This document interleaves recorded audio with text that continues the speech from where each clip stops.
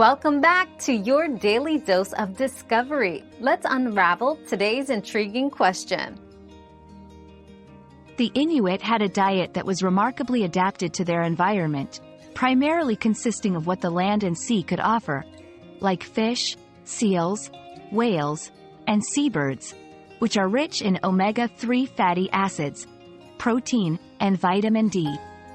This diet, while high in fat, was balanced and provided the necessary nutrients to sustain health in harsh conditions. However, modern influences have introduced processed foods, affecting traditional diets and potentially impacting health negatively. Historically, though, the traditional Inuit lifestyle and diet were conducive to good health, especially considering the challenging Arctic environment. Another mystery solved, but many more await. Keep up with our daily discoveries by subscribing and turning on notifications.